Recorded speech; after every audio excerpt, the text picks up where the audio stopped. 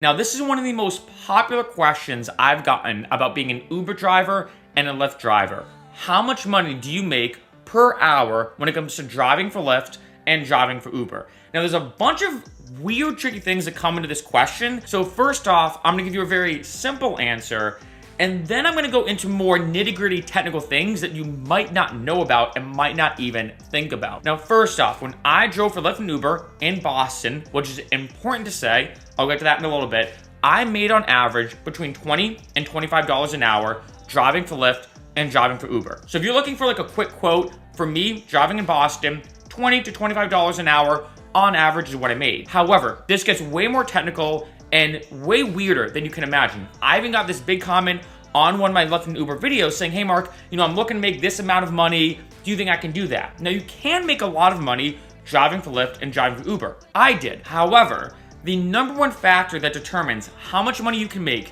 driving for Lyft and driving for Uber is your location. And you might be like, wait a minute, I'm just trying to figure out how much money on average I can make per hour driving for Lyft and driving for Uber. But it gets very, very weird for two reasons. One, the economics and the demographics of your location, and two, the legal aspects of being an employee or an independent contractor. Now, this picture comes from a survey that Ridester did in 2020. And this is, as you can see, the highest earning Uber areas versus the worst Uber areas in terms of the hourly rate. And what's weird is you may be the best Uber driver in the world. You may be the best Lyft driver in the world. However, if let's say you're in Florida or in South Carolina or in Oklahoma, you won't make as much per hour, just given the economics and the demographics of those places, as if you were in New York, New Jersey, Los Angeles, San Francisco, or as you can see, New York City. It's incredibly annoying and incredibly frustrating because let's say you're like, look, I'm in Florida, but I really want to drive for Lyft and Uber. I want a nice part-time gig that's very flexible. Being honest, it might not be worth it. Now, granted, even though it's not making that much money per hour compared to a higher earning place in the country, at least, it's flexible, it's maybe comparable to like a minimum wage job, etc., etc. However, it does stink that if you're in a bad area, you just won't make as much per hour. The second thing about your location is now the legal aspects. And what I'm talking about is independent contractor versus employee. For example, here in California, Prop 22 just got passed. And in one of those propositions, it said, look, Lyft and Uber drivers stay as independent contractors. However, they now have to get a minimum hourly guarantee. Meaning, if they don't make a certain amount while driving for Lyft and Uber in that hour, Lyft and Uber has to compensate them back up to a minimum hourly guarantee, which is amazing.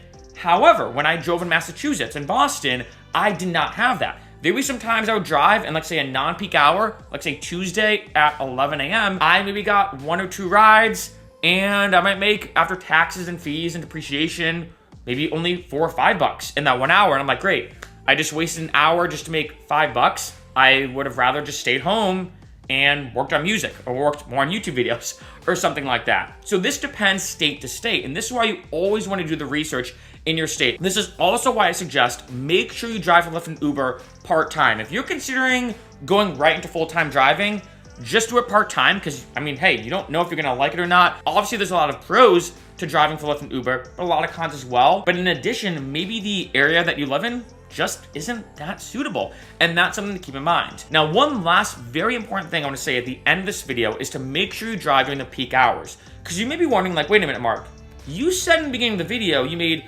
$20 to $25 an average an hour driving in Boston. However, it's not even on that Ridester survey. Boston doesn't even appear. Now, the main reason why I made so much money is because I would only drive during the peak hours, morning and evening commutes, and Friday and Saturday nights. Especially when it would snow in Boston, there were some times, and I said this before in other videos, I'd make, and I'm not exaggerating, close to $60 an hour because it would snow. The T would break down. In case you didn't know, the T is the public transportation.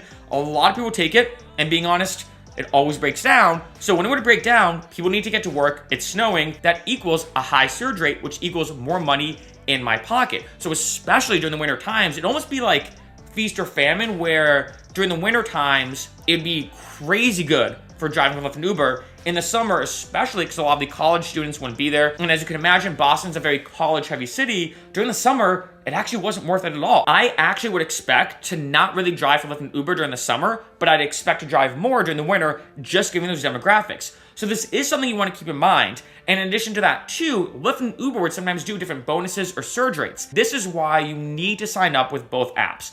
I know some people, whether it's a passenger or a driver, are like, look, I love Lyft, I hate Uber. I know other people will say, hey, I love Uber and I hate Lyft. Regardless of what you feel about either app, make sure you get both, because there were some times where I drove for Lyft and it made way more money. There were other times where I drove for Uber and it made way more money. So depending on what each app is offering, depending on, again, the demographics and the economics of your area, some apps may be better than others. Lyft sometimes is more popular. Uber sometimes is more popular. It really depends upon the app. And these couple tips that I just gave you, like driving during the peak hours and signing up with both apps, are just a couple of all the amazing pro tips that I compiled in a massive YouTube video. Check out the link listed below in the description, where I actually have 120 Uber driver tips and Lyft driver tips, so you can make more money, get higher ratings, and have a way better time driving for Lyft and Uber.